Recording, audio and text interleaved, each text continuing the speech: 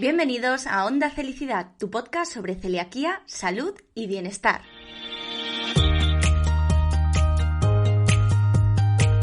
Te saluda Lorena Pérez, periodista, técnico en seguridad alimentaria, co-creadora de Felicidad, celíaca diagnosticada en el año 97 y responsable de este espacio por el que han pasado y seguirán pasando a lo largo de esta tercera temporada los mayores expertos en celiaquía, dieta sin gluten, salud digestiva, nutrición y bienestar.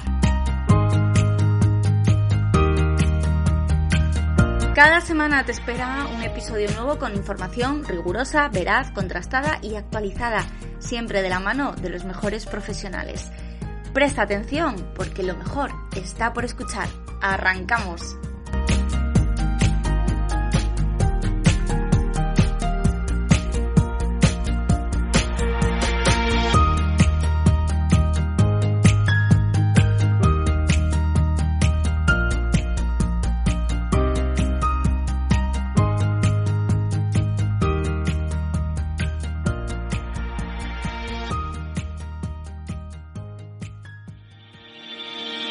Muy buenas, bienvenidas y bienvenidos todos al episodio número 58 de Onda Felicidad. Hoy me toca viajar hasta Huesca para hablar con el doctor Santos Santolaria. El doctor Santolaria es digestivo y gran conocedor de la celiaquía, miembro también de la Sociedad Española de Enfermedad Celíaca. Le vamos a preguntar un montón de cosas que tengo ahí listas y preparadas a este maravilloso profesional del San Jorge de Huesca, y muchas de las preguntas que le voy a plantear hoy nos las habéis enviado vosotros a través de Instagram, a través del correo, a través de 1000 sitios. Muchas gracias por ello y muy atentos. Bueno, aprovecho antes de darle paso al doctor Santolaria para hacer una pequeña cuñita, y es que acaba de nacer Onda Felicidad Premium, un contenido especial y exclusivo para suscriptores en iVoox que quieran apoyar al podcast y que recibirán así pues episodios muy especiales y exclusivos, como decía, solo para ellos. El apoyo a través de iVoox nos permite a todo el equipo de Onda Felicidad seguir difundiendo información sobre la celiaquía, la dieta sin gluten, el bienestar, la salud digestiva, etcétera, etcétera. Así que muchísimas gracias a todos, que ya sois unos cuantos los que estáis apoyando en iVoox el podcast, y listos porque está ya en marcha el primer episodio exclusivo y la protagonista va a ser ni más ni menos que la contaminación cruzada. Así que muy atentos a iVoox, porque ahí a todos los que estáis apoyando el podcast os llegará en breve ese primer episodio. Os dejo a todos los demás información en las notas de este podcast en la web felicidad.net.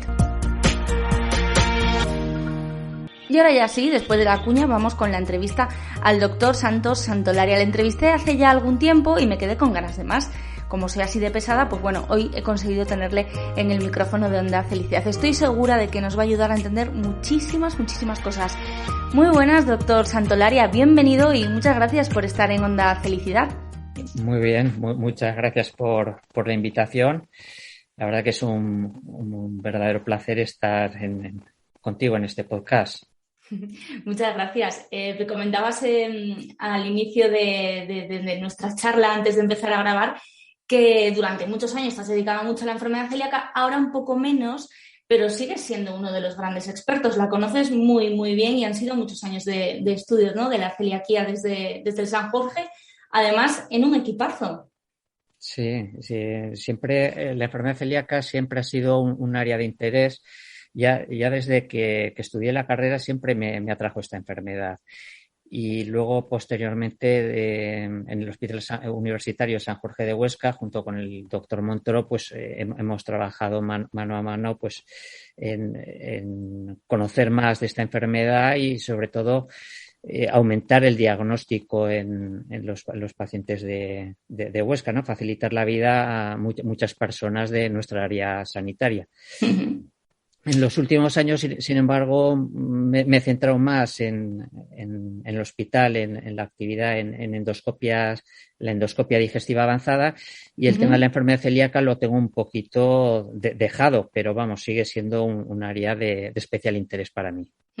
Lo sabemos. Además, es curioso, pero a mí cuando me dicen, oye, en Cangas de Narcea, en Asturias, hay muchos celíacos, ¿qué pasa? ¿Qué os pasa ahí? Yo digo, no, es que en el hospital pues lo ven rápidamente. O sea, en el momento en el que ven ciertos síntomas que son compatibles, pues directamente se van a hacer las pruebas y en el caso de que salga positivo, pues sale positivo y sale todo para adelante y te diagnostican. Y me dicen, ¿sabes qué pasa lo mismo en Huesca? Y digo, es que hay muy buenos médicos en el San Jorge que conocen muy bien la enfermedad y eso es muy importante porque no es la enfermedad que pensábamos que era hace, yo qué sé, 25 años, ¿no? Que pensábamos que solo era digestiva, que sobre todo se daba en niños. Ha cambiado mucho, ¿verdad? Sí, como dice Miguel Montoro, mi jefe, que es amigo, mentor y el actual presidente de la Sociedad Española de Enfermedad Celíaca, es la enfermedad de las 1000 caras. Uh-huh. Se puede presentar de una forma muy heterogénea, pueden aparecer síntomas digestivos, pueden aparecer síntomas digestivos junto con manifestaciones extradigestivas, pueden aparecer manifestaciones extradigestivas de forma aislada. Es decir, la forma de presentación clínica es compleja y eso a veces dificulta el diagnóstico. Entonces, lo fundamental para realizar el diagnóstico de la enfermedad celíaca, para mejorar el diagnóstico de la enfermedad celíaca, es sospecharla. Si no la sospechas, pues se te van a pasar muchos casos sin diagnosticar. Claro.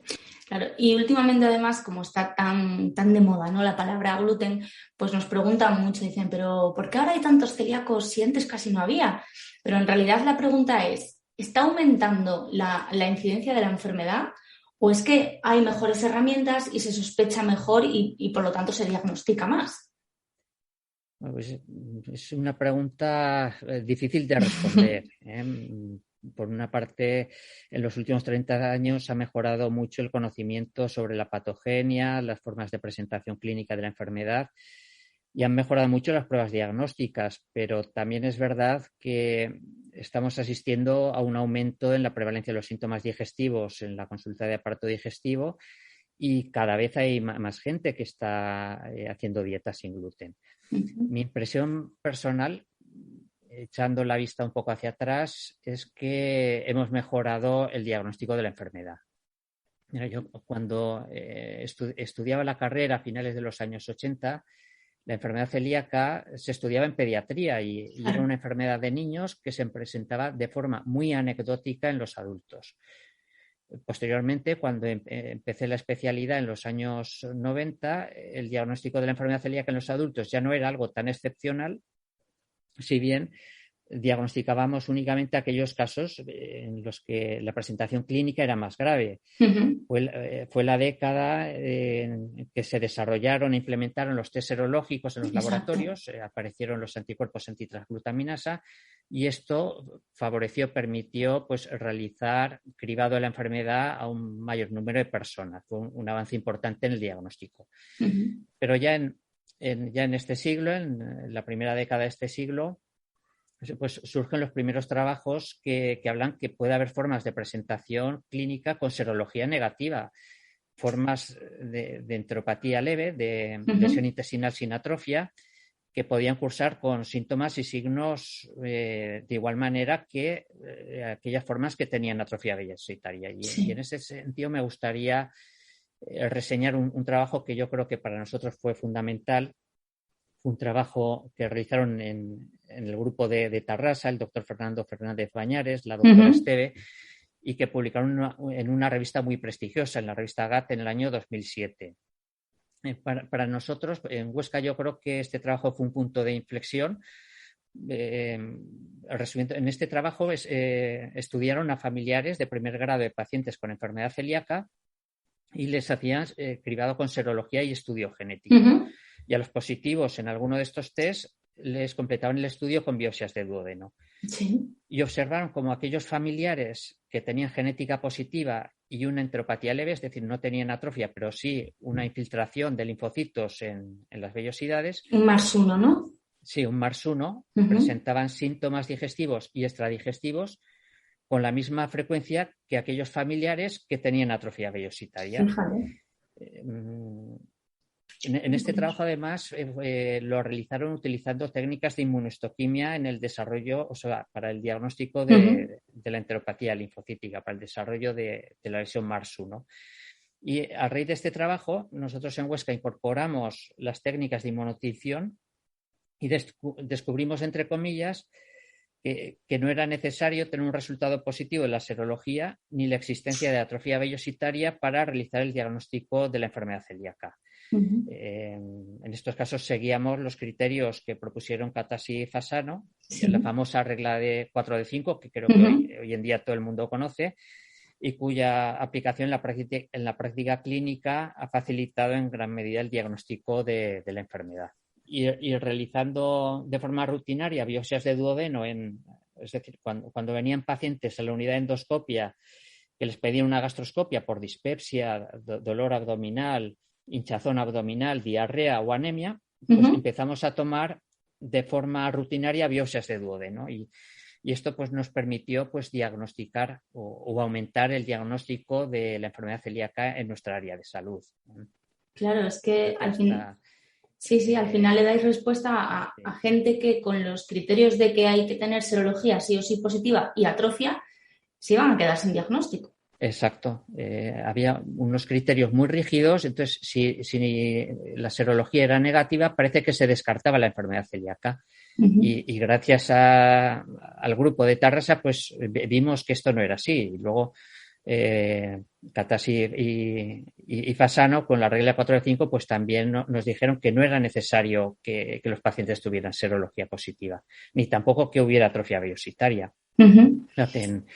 En nuestra unidad que analizamos los datos, hasta más de un 20% de los pacientes a los que realizamos biopsias de duodeno en un periodo de tiempo porque tenían dispepsia, diarrea, anemia, dolor abdominal, pues tenían algún grado de enteropatía. Y de estos pacientes, pues yo creo que en cerca del 40% realizamos un diagnóstico de enfermedad celíaca. Madre mía, es un montón de gente rescatada de probablemente un cajón desastre en el que se mete a muchas personas que tienen síntomas también específicos, porque al final una dispepsia o diarrea, incluso las anemias que a veces te las tratan años y años con hierro, pero les cuesta a veces no pensar que puede haber un problema de mala absorción, al final la habéis sacado de ese cajón desastre y les habéis dicho a esos pacientes, este es tu verdadero problema.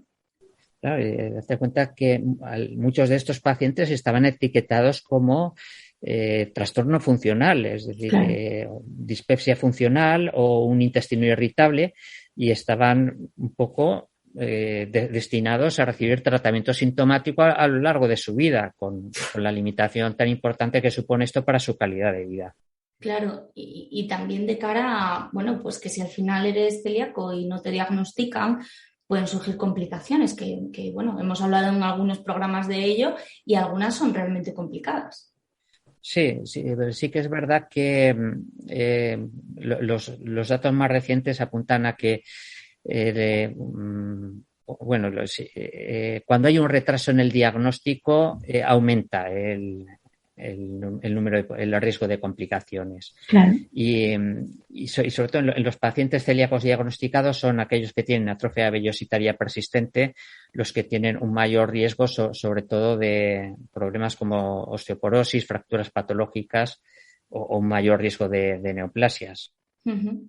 Qué complicada es la enfermedad celíaca. Yo cuanto más hablo de ella o más os escucho a vosotros hablar de ella, más compleja me parece y creo que os damos muchos dolores de cabeza a los pacientes celíacos o los que por lo menos, porque a mí siempre me dicen que yo era de libro, ¿no? Que yo era muy fácil porque tenía una sintomatología tan clara que aunque en mi época todavía no había serología, sí me hicieron biopsia y genética, pero los que lo tienen complicado, que no tienen mucha sintomatología, que esos anticuerpos son negativos, que luego la genética resulta que solo tienen, yo que sé, por ejemplo, el DQ8, son un dolor de cabeza. Es muy complicado a veces diagnosticar celiaquía, ¿no? Sí, desde el punto de vista de presentación clínica es una enfermedad tremendamente compleja y las formas de presentación clásica hoy en día son las menos frecuentes. Hoy en día las formas de presentación más frecuentes en los adultos son síntomas digestivos inespecíficos y muchas veces se pueden presentar con una manifestación extradigestiva de forma aislada, como anemia o una dermatitis o un trastorno neurológico. Claro. Hoy en día, cuando estudié la enfermedad, era una enfermedad de niños, luego era una enfermedad que también podía aparecer en los adultos, pero era más frecuente en los niños, pero hoy en día es una enfermedad que se diagnostica con mayor frecuencia en adultos que en niños. Uh-huh. Y recientemente vi que una cuarta parte un 20% de los nuevos diagnósticos de enfermedad celíaca se están realizando en personas mayores de 60 años, o sea, que también es una enfermedad que puede aparecer en los ancianos. Sí. ¿Tú crees que se debería, a nivel de la atención primaria y de la atención especializada, profundizar más en el conocimiento de la enfermedad celíaca? Porque nos encontramos con muchos casos de grandes expertos totalmente actualizados, pues como es tu caso, y luego nos encontramos gente que a partir, sobre todo en personas ya más mayores, que tienen ya un montón de patologías, pues porque algunas las han desarrollado con la edad, ¿no? Que son más propias del avance de los años, otras que pueden ser o no autoinmunes, pero como que cuesta más pensar, ¿no? Todavía a los profesionales que una persona de 65 años puede debutar con una enfermedad celíaca. ¿Crees que se debería conocer más la enfermedad celíaca, por ejemplo, yo no sé, difundir más el actual protocolo que tenemos del 2018, no sé, si crees que se debería? Indudablemente. Sí, ¿no? La divulgación de la enfermedad celíaca es fundamental, tanto para el diagnóstico como para facilitar la vida de las personas celíacas y que puedan realizar una dieta sin gluten sin miedo, ¿no? Y sin temor a poderse contaminar. Y se está trabajando. Se realizó el protocolo de diagnóstico precoz del Ministerio de Sanidad, que se sigue difundiendo. Se está trabajando en hacer protocolos de forma conjunta con atención primaria. Qué bueno. Y desde la Sociedad Española de Enfermedad Celíaca, pues también se intenta dar a conocer la enfermedad pues a nivel de atención primaria, en los especialistas más jóvenes, es decir, a todos los niveles, porque, como ya he dicho antes, conocer la enfermedad, sospechar la enfermedad es fundamental para mejorar el diagnóstico. Totalmente. Yo recomiendo a todo el mundo que nos esté escuchando, sea profesional o no, si quieren conocer un poquito más ese documento, está colgado en la página del Ministerio de Sanidad. Es una guía que además es un trabajo conjunto de un montón de sociedades médicas de distintas especialidades, que yo creo que muestra muy bien pues ese carácter sistémico que tiene la enfermedad celíaca, que no es solo digestiva ni muchísimo menos. Y además trae también un documento que está muy bien para pacientes, para que aprendamos a hacer la dieta correctamente, porque al final la salud nos va en ello, es muy importante y es un documento estupendo y maravilloso. Sí, yo invito a todos los que nos estén oyendo que visiten la página del Ministerio, se descarguen el documento porque es realmente interesante, ¿eh? Sí, y sobre todo eso, los profesionales, para que no pierdan de vista pues que ante determinados síntomas puede haber una celiaquía, porque es complicada en muchas ocasiones y más, pues yo creo que en los últimos años, porque está muy de moda el tema del gluten. Hay mucha información en Internet sobre las bondades de la dieta sin gluten, pero no todas ellas están, pues contrastadas, ¿no? Entonces, sabemos que un problema muy importante que tenéis los clínicos es que os llegan pacientes que han retirado el gluten por lo que sea, porque tenían ciertas molestias, han retirado el gluten y la única manera a día de hoy de saber si una persona es celíaca o no lo es reintroduciendo el gluten. Y eso es un poco complejo, ¿verdad? Sí, efectivamente, toda esta divulgación que se está haciendo de la enfermedad celíaca, pues yo creo que de forma indirecta ha ocasionado que pues muchas personas pues se hayan apuntado a la moda sin gluten. La dieta sin gluten hoy en día pues se ha convertido en un estilo de vida que cada vez sigue un mayor número de personas. En estudios realizados en gente que se ha autodiagnosticado sensibilidad al gluten, pues observan que lo puede estar realizando hasta un 10% de la población. ¿Qué pasa? Y resulta llamativo además que muchas personas que realizan la dieta sin gluten no la hacen porque tengan síntomas, sino porque creen que el gluten es un componente perjudicial o tóxico de la dieta.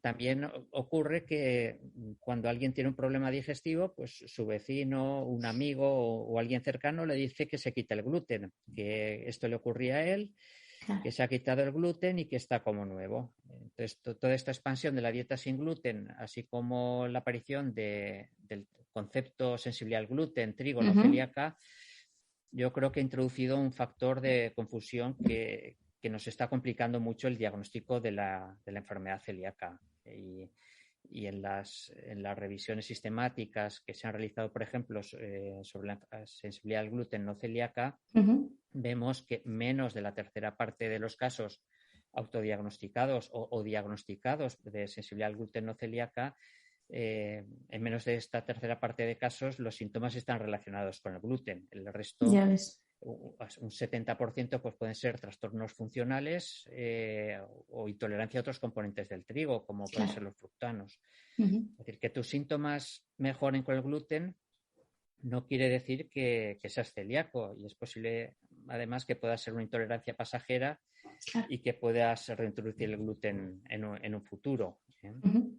Sí, te voy a hacer ahora mismo la pregunta del millón, porque yo cada vez que comparto información vuestra de profesionales, en las que, pues informaciones en las que de alguna manera pedís, ¿no?, a la sociedad en general que no se retire el gluten si tiene dudas hasta que haga las pruebas pertinentes, que vaya a un especialista, etcétera, etcétera, pues hay mucha gente que se mosquea con este tipo de comentarios y me dice, bueno, yo me he quitado el gluten y estoy mejor. ¿Qué más me da que me llamen celíaca, que me llamen sensible, que me llamen... ¿Qué más me da? Y claro, yo no soy médico y a mí me cuesta mucho explicarles por qué es importante, así que ya que te tengo aquí, pues te lo pregunto a ti. ¿Por qué es tan importante que el paciente sepa exactamente qué es lo que le ocurre? Porque muchas veces piensan que, bueno, que es manía vuestra, ¿sabes? Que no, el médico me quiere diagnosticar por lo que sea. Pues no, será por algo. Explícanoslo para que ya no me pregunten más a mí, que yo no puedo dar respuesta. Sí. Esta es una buena pregunta que, como todas buenas preguntas, pues no tienen fácil respuesta, porque el diagnóstico de la sensibilidad al gluten no celíaca, en mi opinión, se ha convertido en un cajón desastre donde se han introducido pacientes muy heterogéneos. Si vemos las revisiones o las guías de práctica clínica, nos dicen que la enfermedad celíaca es una enfermedad inmunomediada de base autoinmune que se diagnostica en base a unos criterios clínicos, serológicos, genéticos y patológicos, es decir, que exista una lesión a nivel de las vellosidades. Por el contrario, la sensibilidad al trigo, la sensibilidad al gluten no celíaca, se caracterizaría por ausencia de lesión intestinal y ausencia de una respuesta serológica, es decir, que los anticuerpos antitransglutaminasa sean negativos. Se trataría de un diagnóstico de exclusión en el que previamente se ha descartado una enfermedad celíaca. Y aunque para la sensibilidad al gluten se ha propuesto un diagnóstico mediante ensayo doble ciego en las consultas, esto es inviable en la práctica clínica diaria. Por tanto, no existen unos criterios diagnósticos bien definidos, ni tenemos parámetros biológicos ni morfológicos característicos de la sensibilidad al gluten no celíaca, y por tanto es muy difícil caracterizar correctamente la sensibilidad al gluten no celíaca, y los estudios clínicos sobre la misma pues incluyen pacientes muy heterogéneos. Hace unos años con Xavier Molina realizamos una revisión sistemática sobre estudios y me parece que había más de 1.600 pacientes incluidos, y de estos 1.600 pacientes únicamente 200 tenían un diagnóstico completo, y eso que la sensibilidad al gluten no celíaca es un diagnóstico de exclusión. De exclusión, claro, sí. Y analizando los resultados de estos estudios, pues hasta un 20% de los pacientes a lo mejor se podían haber diagnosticado realmente de una enfermedad celíaca seronegativa o una enfermedad celíaca light. Claro. Luego, también hay ensayos clínicos de doble ciego en pacientes con sensibilidad al gluten no celíaca, y en estos ensayos clínicos únicamente menos del 20% realmente tienen síntomas cuando ingerían el gluten de forma ciega. Un 40% realmente tenían un trastorno funcional digestivo y el resto pues tenían una intolerancia a otro componente del trigo, como pueden ser los fructanos. estos pacientes van a mejorar con una dieta sin trigo, pero se trata de una intolerancia y no van a tener una afectación sistémica de otros órganos como puede ser la enfermedad celíaca. También se ha implicado otras proteínas como los inhibidores de la amilasa tritasa y en estos casos la evolución a medio plazo y repercusión sistémica es más desconocida, pero lo que está claro que el que tiene una enfermedad celíaca o una enfermedad celíaca light pues tiene una respuesta inmunomediada que le puede conllevar complicaciones a medio plazo y no así el paciente con sensibilidad al gluten que realmente tiene una intolerancia a los fructanos, donde es una intolerancia y yo creo que únicamente va a tener síntomas digestivos. Claro, sí, es más similar, pues, por ejemplo, a lo que provoca, entiendo, ¿no? La intolerancia a la lactosa, que no tienes lactasa o no te funciona bien, te provoca una serie de síntomas, pero no te va a dañar un órgano, no te va a provocar ese problema en las vellosidades intestinales que causa la enfermedad celíaca. Entonces, claro, me decías que no recuerdo si fue el doctor Molina o si fue el doctor Montoro, ¿no? Que hablaban de que además las personas que se retiran el gluten pensando que es el causante de sus problemas, no hacen tampoco la dieta de forma totalmente adherente. Entonces, si realmente eres celíaco y no estás haciendo las cosas bien, estás un poco jugando con tu salud. Efectivamente, yo creo es muy importante disponer de una biopsia de duodeno en el momento del diagnóstico, porque hay que ver si puede haber una respuesta al gluten inmunomediada y sobre todo hay que descartar que pueda existir una atrofia vellositaria persistente, es decir, hay que ver si en el momento del diagnóstico hay una atrofia vellositaria y en estos pacientes hacer un seguimiento estrecho y comprobar a los 2 años que hay una recuperación, porque estos pacientes que a los 2 años no han recuperado las vellosidades y posiblemente van a ser respondedores lentos y van a ser personas más sensibles a la ingesta de pequeñas cantidades de gluten y van a ser pacientes, personas que van a tener un riesgo mayor de complicaciones graves como osteoporosis, fracturas patológicas o neoplasias intestinales como el linfoma o el adenocarcinoma intestinal.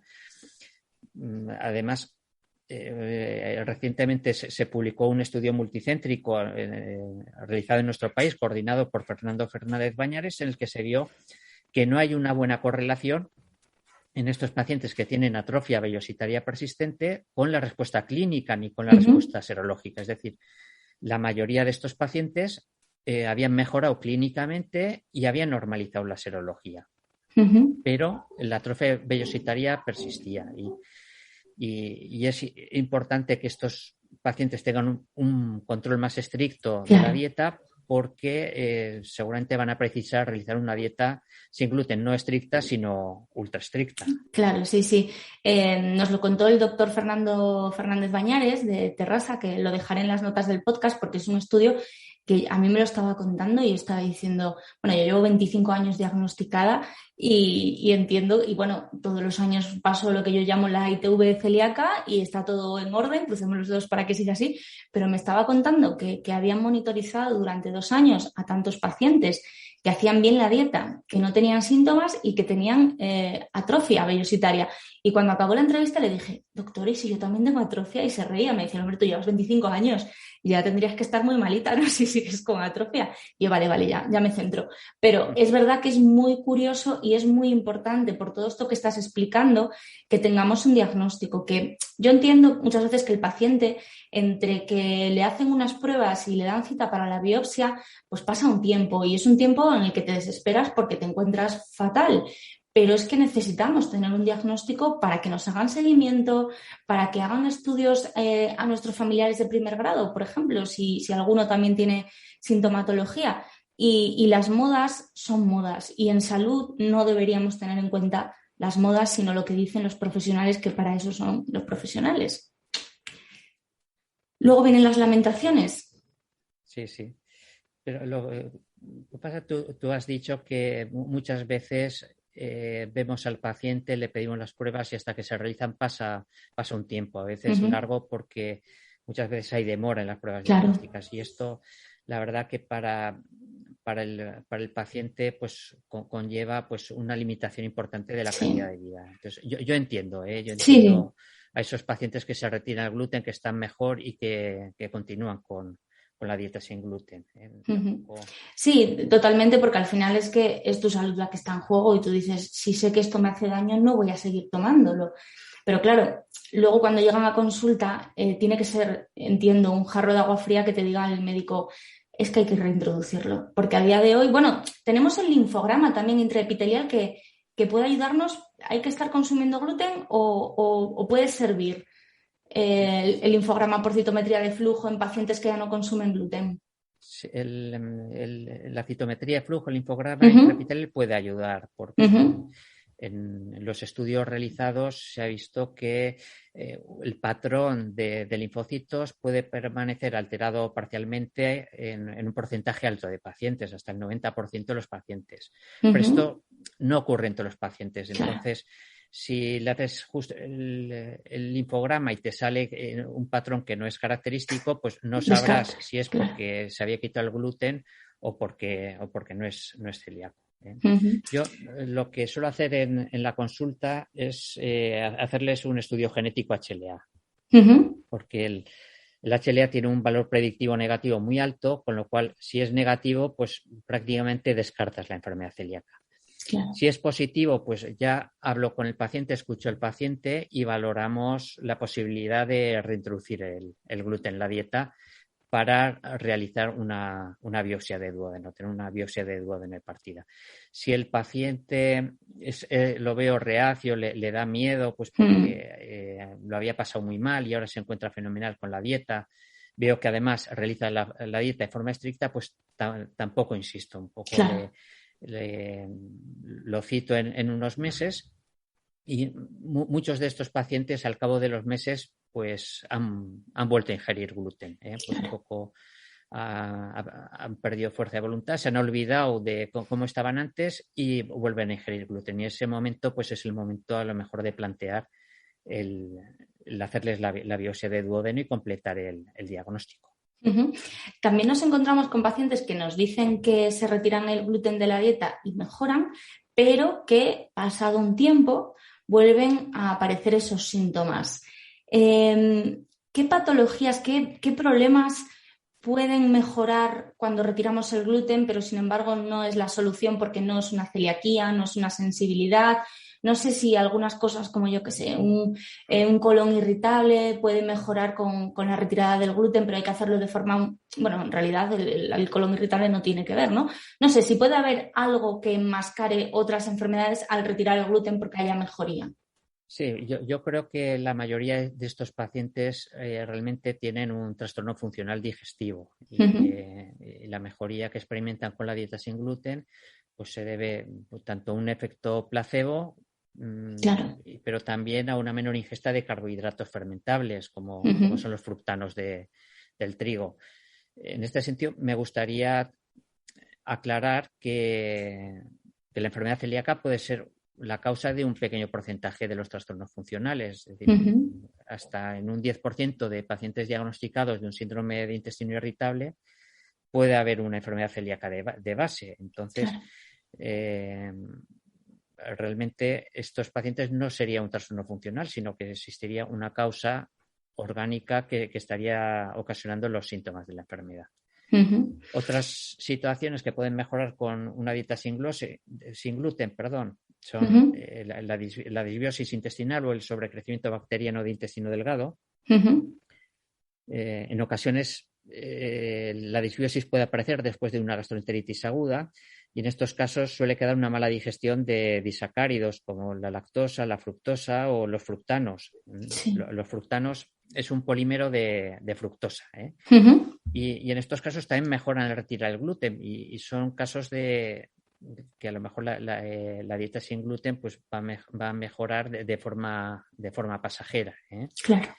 Y luego me gustaría aquí reseñar que hay que tener también cuidado en pacientes con edad avanzada. En ocasiones, pacientes mayores de 50 años pueden acudir a la consulta con síntomas como hinchazón, alteración del ritmo deposicional, que pueden ser secundarios a patologías más graves. Puede haber un cáncer de colon o puede haber una enfermedad inflamatoria intestinal. Y en estos casos, el poner una dieta sin gluten también podría modificar de forma pasajera los síntomas, ¿eh? Entonces, Claro, es importante, es muy importante que en pacientes mayores de 40 años completar el estudio diagnóstico con una colonoscopia o al menos una determinación de sangre oculta en heces para evitar que se nos pase una enfermedad grave. Claro, qué importante, porque además, mira, fíjate que muchas veces, y yo eso no lo acababa de entender, muchas veces nos escribían pacientes y nos decían, me han hecho colonoscopia y biopsia de intestino delgado. Yo les decía, pues es que no entiendo por qué os hacen colonoscopia, porque para la enfermedad celíaca tiene que ser una biopsia, una recogida de muestras del intestino delgado, pero claro, entiendo que quizás eran pacientes mayores y hay que descartar cualquier otra cosa antes de ponernos a diagnosticar enfermedad celíaca, no vaya a ser, ¿no? Efectivamente, hay que tener mucho cuidado porque no será el primer caso que unos síntomas digestivos se han tratado como a lo mejor una disbiosis intestinal o una intolerancia y luego nos hemos llevado la sorpresa. Al hacer la colonoscopia pues nos hemos encontrado una enfermedad más grave. Que sí, que la verdad es que no es nada fácil el mundo de la enfermedad celíaca y bueno, pues a medida que vas cumpliendo años que hay más riesgo, ¿no? de más cosas, pues claro, el diagnóstico tiene que ser certero y no siempre en enfermedad celíaca salen las cosas como el doctor quiere, ¿no? Que serología positiva, genética positiva y biopsia positiva. La práctica clínica diaria no es sencilla, ni el manejo de la enfermedad celíaca ni muchas veces el manejo del paciente con síntomas digestivos, que muchas veces pueden ser debidos a un trastorno funcional o puede haber una enfermedad mucho más grave detrás o que sean debidos a una enfermedad celíaca. El abanico de posibilidades es muy grande y luego también los pacientes, la percepción que ellos tienen de los síntomas y cómo a ti te los comentan, pues también cambia y eso pues nos dificulta muchas veces el orientar bien las pruebas diagnósticas a un paciente. Claro, totalmente. Yo siempre recuerdo a la doctora Isabel Polanco, ¿no? Que nos decía que si se tiene tiempo, que por desgracia en consulta no siempre lo hay, que si se tiene tiempo hay que hacer muchas preguntas al paciente porque a veces normalizamos síntomas, ¿no? Y lo que quizás es un síntoma que hay que consultar con el médico, para nosotros es algo normal porque llevamos toda la vida teniendo episodios de diarrea, episodios de estreñimiento, digestiones lentas y al médico pues hay que tratar de contárselo todo, pero sin normalizar esos síntomas que cuando hay algo hay que contarlo, aunque luego se quede en nada, ¿no? Pero bueno, me imagino que lo de normalizar los síntomas también es un problema grave. Sí. Y muy importante también saber escuchar al paciente, claro. Dejarle al principio que hable, porque muchas veces eso, tal como empieza a contarte los síntomas, muchas veces ya te orienta hacia dónde puede estar la causa de los mismos y las pruebas diagnósticas a solicitar. Claro. Sí, yo hay una cosa en la que insisto mucho siempre al paciente que tiene sospecha, porque quizás tiene alguien en la familia que es celíaco y tiene algún síntoma y tal, siempre le digo, infórmate bien en sitios rigurosos, en la página web de la Sociedad Española de Enfermedad Celíaca, para que luego cuando vayas al médico sepas lo que te está diciendo, pero no vayas diciéndole al médico, mira, es que yo creo que voy a ser celíaco, porque yo creo que eso, no sé, al final en consulta también lo complica todo, que llegarán pacientes que te dirán, estoy convencido de que soy celíaco y quizás no te cuentan otros problemas que también han detectado.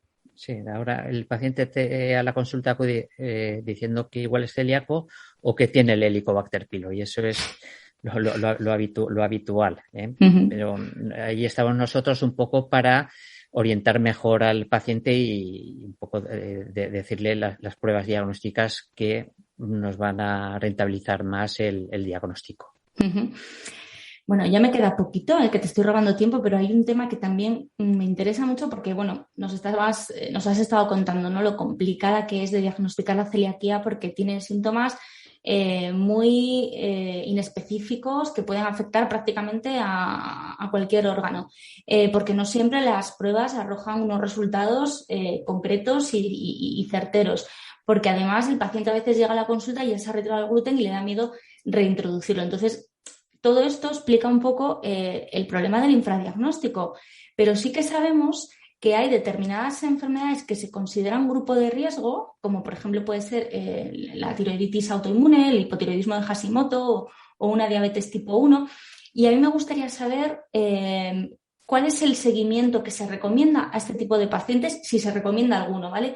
Si, por ejemplo, yo que soy celíaca, tengo a alguien en la familia con hipotiroidismo de Hashimoto, si su médico de atención primaria debe de hacerle algún tipo de seguimiento de vez en cuando para ver si hay o no hay celiaquía, o cómo se trata este tipo de grupos de riesgo. Pues efectivamente la enfermedad celíaca comparte muchas características con las enfermedades autoinmunes, como son la asociación con los haplotipos de riesgo HLA, DQ2 y DQ8, la afectación sistémica, la coexistencia de varias enfermedades autoinmunes. En general, las enfermedades autoinmunes suelen ser de 3 a 10 veces más frecuentes en los pacientes con enfermedad celíaca. Y por otra parte, la enfermedad celíaca es más frecuente en pacientes con determinadas enfermedades autoinmunes, como has comentado, la diabetes tipo 1, la tiroiditis, enfermedades autoinmunes hepáticas. En estos casos, yo creo que hay que hacer el cribado como en cualquier grupo de riesgo para presentar enfermedad celíaca. Nosotros, si el paciente no tiene síntomas digestivos, solemos hacer analítica con determinación de anticuerpos antitransglutaminasa. Si es positivo o el paciente tiene síntomas digestivos, completamos con gastroscopia y biopsias de duodeno para descartar la existencia de enteropatía. Y si tanto serología como biopsias de duodeno son negativas, pues recomendamos al paciente que cuando lo vea el médico de cabecera o el reumatólogo o el médico internista que le hace seguimiento, le pida en esos análisis unos anticuerpos antitransglutaminasa de forma por lo menos anual. Vale. Y en estos casos yo creo que es suficiente para mejorar el diagnóstico. Es estar un poco con la mosca detrás de la oreja, ¿no? Por si de repente hay una elevación de anticuerpos, pues venga, ya directamente a digestivo y a continuar con las pruebas. O si de repente pues hay mucha sintomatología, porque además, por ejemplo, la tiroiditis el hipotiroidismo de Hashimoto sí que sabemos que también comparte síntomas, o sea que todavía os lo hace más complicado, porque puedes pensar que los síntomas, ese cansancio, esos problemas digestivos son del hipotiroidismo, pero resulta que también hay una celiaquía. Es que es muy difícil.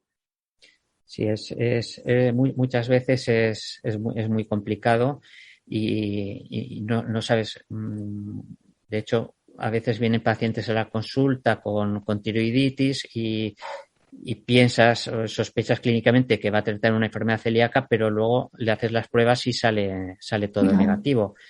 Y el paciente inicia tratamiento para controlar los síntomas de la tiroiditis y le mejoran los síntomas digestivos. Qué curioso, qué curioso. Y bueno, ya para terminar te voy a preguntar otra que es, si la de antes era la del millón, esta por ahí iba. Porque cada vez escuchamos hablar más de manifestaciones neurológicas que causa la celiaquía. Quizás la ataxia, ¿no? Es la que más descrita puede estar en la bibliografía médica, pero también se habla de dolores de cabeza, de migrañas. ¿Qué nos puedes contar de las manifestaciones neurológicas que puede causar el gluten en celíacos? Pues en el último congreso de la Sociedad Española de Enfermedad Celíaca que hicimos de forma virtual desde Huesca, estuvo invitado Marios Hadji Basilio, que no sé si lo has oído nombrar, es un neurólogo de la Universidad de Sheffield, que yo creo que es uno de los mayores expertos mundiales en problemas neurológicos relacionados con el gluten. Y realizó una ponencia, la verdad, muy interesante, didáctica y clarificadora. Comenzaron a diagnosticar trastornos relacionados con el gluten, fundamentalmente ataxia, en el año 1996 y desde entonces pues tienen diagnosticados más de 1.500 pacientes con trastornos relacionados con el gluten, fundamentalmente ataxia cerebelosa, que es una afectación autoinmune del cerebelo. El cerebelo es una parte del sistema nervioso central que se encarga de regular el equilibrio. Y ellos han visto que se produce una reacción de base autoinmune dirigida frente a una transglutaminasa que no es la intestinal, es una transglutaminasa específica del sistema nervioso, la transglutaminasa 6, y se produce una destrucción de las células nerviosas. Uh-huh. También tienen muchos pacientes con diagnóstico de neuropatías, que son enfermedades degenerativas a nivel de los nervios periféricos, casos de encefalopatía, es decir, afectación de la sustancia blanca cerebral, también miopatías, también epilepsia y también migrañas, como has comentado. Uh-huh. Y lo interesante de estos trastornos y lo que me pareció interesante de la ponencia sí. es que, al igual que ocurre en la dermatitis herpetiforme, muchos pacientes no presentaban afectación intestinal y los anticuerpos antitransglutaminasa convencionales eran negativos. Eran negativos. Sí que muchos pacientes, cerca de la mitad de los casos, observaban positividad de anticuerpos antigliadina. Uh-huh. En los años posteriores fue cuando, investigando, descubrieron la transglutaminasa 6 y vieron cómo estos pacientes con trastornos neurológicos relacionados con el gluten, pues en más del 70% de los casos tenían positividad frente a esta transglutaminasa. ¡Jolín, qué fuerte! Y desde el otro punto de vista presentó un trabajo que han publicado recientemente. Realizaron un estudio prospectivo en pacientes con diagnóstico reciente de enfermedad celíaca y le realizaron un estudio neurológico mediante exploración clínica y también con pruebas de imagen, como la resonancia magnética cerebral.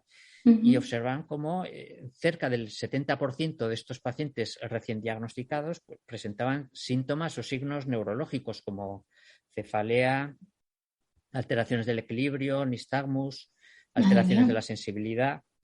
Y en las pruebas de imagen vieron como el 50% presentaban signos de atrofia en el cerebelo y cerca del 20% de estos pacientes recién diagnosticados presentaban una atrofia cerebral significativa para la edad del paciente. ¡Madre mía! Y es importante diagnosticar estos trastornos porque, a diferencia de otras enfermedades autoinmunes, estos trastornos relacionados con el gluten, estos trastornos neurológicos de base autoinmune, responden a la dieta sin gluten. Entonces, cuanto antes inicies la dieta sin gluten, que muchas veces además tiene que ser muy estricta, uh-huh. pues vas a mejorar la evolución neurológica de los pacientes y vas a evitar que aparezcan secuelas. Claro, porque entiendo que a veces en este tipo de problemas revertirlo quizás es muy complicado cuando se llega a determinado punto, ¿no? Exacto. Cuando estos trastornos eran relacionados a una edad avanzada, pues uh-huh. muchas veces eran secuelas irreversibles y el paciente pues ya se quedaba con sus problemas de equilibrio, sus problemas de deterioro cognitivo o sus problemas de alteración de la sensibilidad. Madre mía, no me extraña, Santos, que estéis enganchados a la enfermedad celíaca porque no deja de sorprendernos, es decir, en el cambio que ha dado en los últimos años y afortunadamente, ¿no? El cambio para bien en el diagnóstico, pero también en conocer mucho más todas esas manifestaciones que puede tener, que me imagino que, sobre todo pues en estos problemas neurológicos, al final es fármaco que no te acaba de curar, sino que hace que sean más llevaderas ciertas cosas, pero con una dieta sin gluten se podría cambiar algunas de estos problemas, ¿no? O sea, es que me parece alucinante. Sí, es un tratamiento en principio tan sencillo como claro. una dieta te puede solucionar un problema de pronóstico tan incierto como es una enfermedad neurológica. Entonces, uh-huh. Yo creo que es muy importante que se sospeche la posibilidad de trastorno neurológico con el gluten en toda enfermedad neurológica de base autoinmune y causa no aclarada. Porque una dieta sin gluten pues te puede evitar muchos problemas y complicaciones futuras. Claro, claro. De hecho, mira, esa es una frase que recuerdo de una entrevista que hicimos hace un montón de tiempo, ¿no? Que decías que cualquier problema cuya causa se desconoce de base autoinmune, hay que sospechar de enfermedad celíaca para descartarla. Y aquí lo has vuelto a decir, en este caso aplicado al mundo de los neurólogos, ¿no? De los problemas neurológicos, pero qué importante es sospecharla cuando estamos viendo que puede provocar síntomas de todo tipo y que además a veces son realmente incapacitantes o invalidantes o que complican mucho la calidad de vida del paciente, ¿no? Sí, y aparte de esto, el escuchar a Mario, la ponencia, pues un poco me hizo plantearme preguntas sobre el papel del gluten en otras manifestaciones extraintestinales, como la osteoporosis, los problemas ginecológicos, Claro. en los trastornos neurológicos, en muchos casos no hay enteropatía. Entonces, no sé si en un futuro habrá trastornos trastornos reumatológicos relacionados con el gluten o trastornos ginecológicos relacionados con el gluten sin necesidad de que exista una enteropatía en las biopsias de duodeno, pues igual que está ocurriendo pues con los trastornos neurológicos o con la dermatitis herpetiforme. Exacto. Claro, es que da mucho que pensar porque al final estamos diciendo que la celiaquía está caracterizada por ese problema en las biopsias intestinales, es decir, por esa enteropatía que a veces es más leve, que antes, por ejemplo, pues o tenías atrofia o no eras celíaco. Ahora ya sabemos que puedes tener un MARS1 y ser celíaco, o puedes tener una atrofia y ser celíaco, pero es que estamos viendo que hay respuesta, o sea, que el gluten provoca manifestaciones neurológicas en personas que no tienen mal el intestino. Exacto. Es que es un poco, bueno, pues da que pensar. ¿Sabes qué pasa? Que me alegra mucho que nos lo hayas explicado así de bien, porque si esto lo digo yo, me dicen, ya está la que ve celíacos en todas partes. Y yo no es que vea celíacos en todas partes, lo que pasa que, bueno, pues al final, a base de escuchar a profesionales hablar de las múltiples manifestaciones que ocasiona, por desgracia, la celiaquía, bueno, pues sabes que está mucho más presente de lo que podemos pensar, ¿no? Entonces, estas cosas. Además, Lorena, que esto tiene que quedar claro que es una hipótesis de trabajo futura, ¿eh? O sea, no hay, actualmente no tenemos datos para asegurar que puede haber enfermedades reumatológicas relacionadas con el gluten sin que haya enteropatía. Exacto.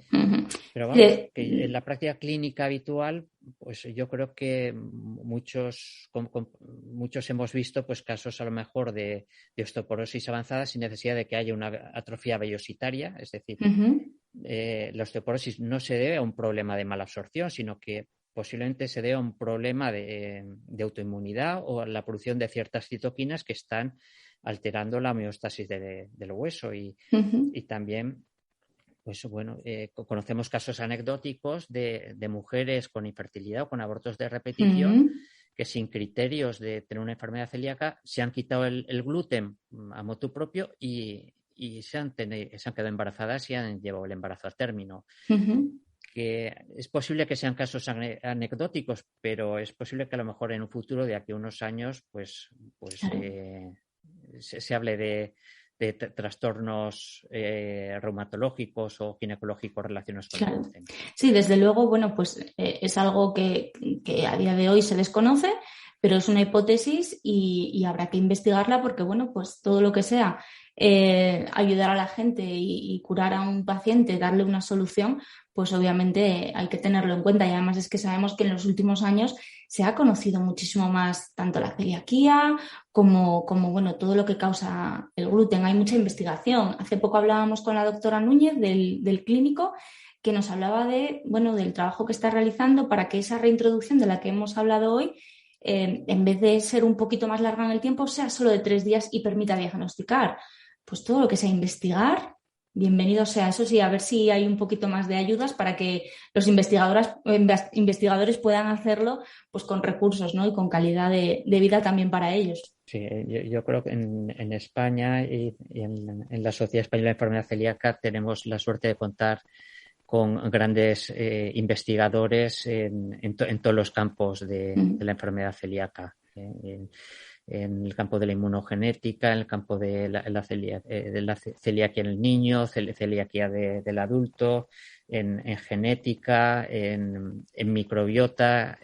Yo creo que se está trabajando muy bien en la investigación sobre la enfermedad celíaca y lo importante sería que hubiera más financiación para poder ir un poquito más deprisa y conocer un poquito más rápido pues todas las cosas que quedan sin conocer de la enfermedad celíaca. Exacto, sí, porque, bueno, pues los que llevamos mucho tiempo también diagnosticados, yo siempre lo digo, ser celíaco en los años 90 no era fácil. A día de hoy es infinitamente más sencillo y yo creo que es mucho más complejo. Es decir, que creo que a día de hoy, en el año 2021, lo más complicado para un celíaco es saber que es celíaco, que le diagnostiquen correctamente por todo lo que hemos visto, porque es realmente complicado.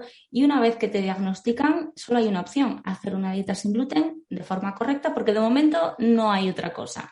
Y además, bueno, lo ha mencionado así un poco de pasada el doctor, no es tan complicado. O sea, hay que aprenderse unas cositas. Es más complicado cuando salimos de casa, pero bueno, una vez que nos diagnostican y nos explican cómo hacer la dieta sin gluten, al final no estamos tomando pastillas todos los días, que eso hay que verlo también un poquito desde un punto de vista positivo, entiendo. Sí, desde luego. Nosotros que tenemos la desgracia de ver casos de enfermedades Claro. muy graves y muchas veces con diagnóstico difícil, pues cuando viene un problema, o sea, viene un paciente con un problema digestivo que a veces te parece que puede haber una enfermedad grave detrás de él y diagnosticas una enfermedad celíaca, pues tú te quedas aliviado y piensas, qué bien, qué suerte ha tenido que con una dieta sin gluten va a solucionar el problema. A lo mejor el paciente lo percibe de otra manera y dice, pues Sí. menuda faena me haces que a mí me gusta mucho el pan, me gusta mucho la repostería, pero nosotros realmente valoramos de una forma muy positiva el que una enfermedad pueda tratarse de una forma tan fácil y eficaz como es la dieta sin gluten, ¿no?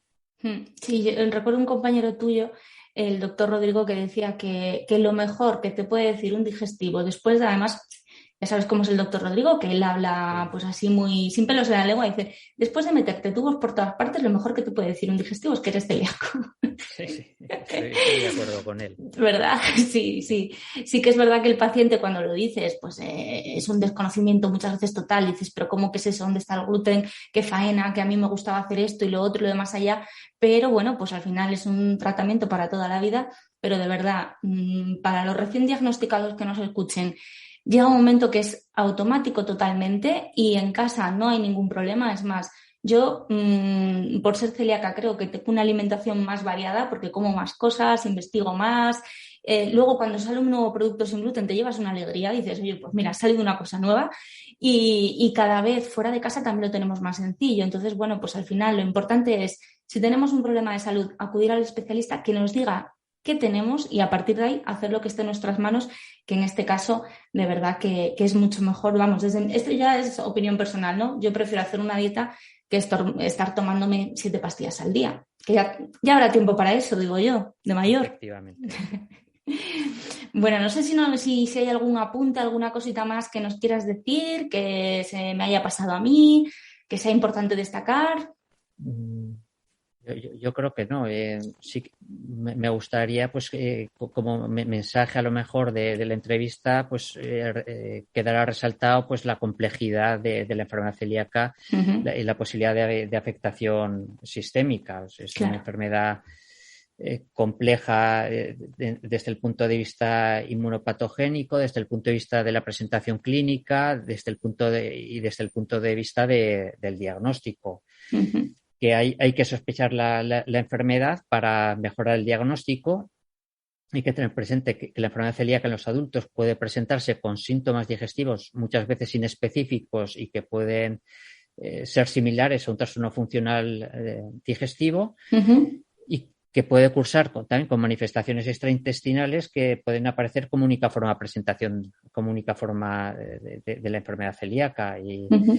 Y al igual que ocurre con la dermatitis herpetiforme, el gluten puede ocasionar una respuesta inmunológica autoinmune que afecta al sistema nervioso, en ocasiones incluso sin existir una afectación intestinal. Uh-huh. Y debido a esta complejidad y afectación sistémica, pues es una enfermedad que requiere, en mi opinión, una aproximación multidisciplinar, en la que Totalmente. participen no solo gastroenterólogos y pediatras, sino también patólogos, Uh-huh. inmunogenetistas, dietistas nutricionistas, que Totalmente. hemos hablado de ellos, pero el papel que tienen en el seguimiento de la enfermedad y en el manejo de la dieta es fundamental. Uh-huh. Médicos de atención primaria, que son el primer punto Claro. al que acude el paciente y son los que tienen que sospechar la enfermedad y sobre todo la participación estrecha de las asociaciones de pacientes Exacto. que desempeñan un papel fundamental en el seguimiento y en la vida diaria de la persona con enfermedad celíaca.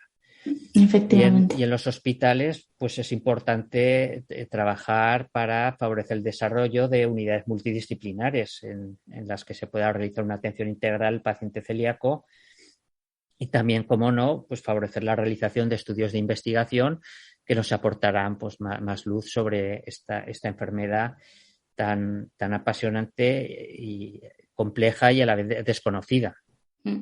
Sí, yo creo que era mucho más fácil cuando todo el mundo pensaba que era una intolerancia al gluten y que solo se daban niños. Esa era muy sencilla. Sí, pero por desgracia había mucha gente mayor, muchas personas mayores, Claro. muchos adultos que estaban conviviendo con la enfermedad celíaca y seguramente pues luego a partir de los 50 años pues desarrollaban Claro. una complicación grave, pues tenían una fractura patológica debido a una osteoporosis o les aparecía un linfoma, Claro. un linfoma sistémico, un linfoma intestinal o un adenocarcinoma de intestino delgado o debutaban con una enfermedad celíaca refractaria. Claro. Con lo cual, yo creo que estamos evitando muchas de estas complicaciones tan graves. Totalmente, sí. Además, mira, el ejemplo yo lo tengo en casa. Ahí me diagnosticaron con 14 años, se hicieron pruebas a toda mi familia, apareció el diagnóstico de mi madre que llevaba 5 años diagnosticada de intestino irritable y de ansiedad y después, echando la vista atrás, mi abuela ya había fallecido. Mi abuela tenía todos los síntomas, pero todos. Y a partir de, creo que me contaba mi madre que a partir de los 50 y algo empezó con fracturas de huesos, con una osteoporosis brutal. Y bueno, pues fíjate, en aquel momento ni se pensaba en esa opción y, por ejemplo, el diagnóstico de mi madre también costó mucho y te estoy hablando de finales de los años 90. O sea que, bueno, todo lo que sea avanzar en ese conocimiento para ayudar a que esas cosas no pasen, evitar todo eso, es estupendo. Pero bueno. Sí, sí. Yo no he vivido ningún caso de enfermedad celíaca refractaria tipo 1 y tipo 2, no he visto ninguna. Con los casos que llevamos diagnosticados. Y linfomas, pues linfomas tipo T de intestino, Sí. 2 casos.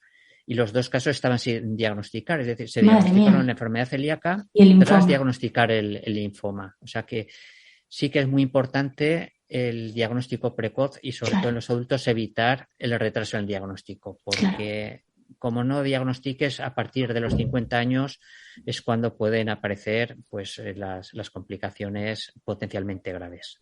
Qué curioso esto, porque y ya te dejo, te prometo que ya te dejo. Nos encontramos a veces con pacientes diagnosticados a partir de los 60, pues han diagnosticado a mi abuela, pero dice que como ella es mayor no quiere hacer la dieta sin gluten estricta y que no la va a hacer, que total. Y dices, madre mía, es que siempre es importante hacer la dieta sin gluten, pero yo creo que a esta edad todavía más porque, bueno, pues quizás ya llevas un retraso diagnóstico importante y estás comprando de alguna manera papeletas para tener un problema más grave, ¿no? Efectivamente, nunca es tarde para iniciar una dieta sin gluten y a lo mejor te va a mejorar los años de vida que tienes por delante. Claro. Que muchas de las personas mayores piensan que van a ser pocos años, pero hoy en día pues pueden ser muchos años todavía. Y mejor con calidad de vida, exacto. Exacto. Eso es. Bueno, Santos, pues muchísimas gracias. Ha sido un placer enorme. Nos lo has explicado con una calma y de una manera muy didáctica. Yo creo que nos ha quedado todo muy claro y sobre todo, bueno, pues esos puntos que has destacado al final, que yo creo que nos tenemos que quedar con todo eso. Hay información de mucho valor tanto para pacientes como para profesionales, ¿no? Yo creo que el mensaje de que hay que sospecharla mucho tiene que quedar ahí y bueno, y tantos otros. Así que te agradezco muchísimo que nos hayas regalado tanto conocimiento.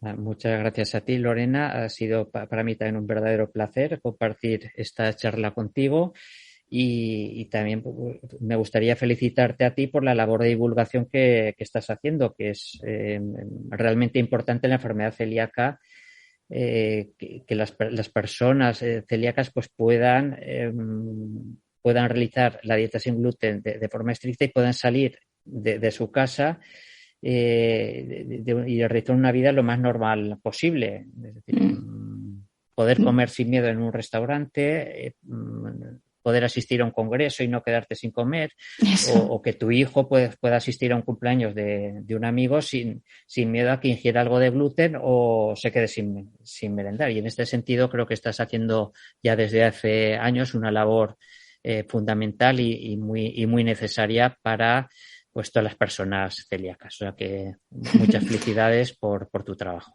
Pues muchas gracias y ya sabes, aquí estamos para seguir divulgando, para seguir difundiendo y para daros voz a vosotros, que sois los que al final, bueno, pues tenéis que ayudarnos a los pacientes también a entender todo lo que nos pasa y a darnos soluciones pues para que nuestra calidad de vida sea lo mejor posible conviviendo pues eso, con una enfermedad que sabemos que es crónica y que tiene un tratamiento y que además pues siempre que tengamos algún problema que no nos dejemos llevar por las modas que leemos en internet, sino que si es un problema de salud hay que acudir a quien hay que acudir, que son los profesionales de la salud.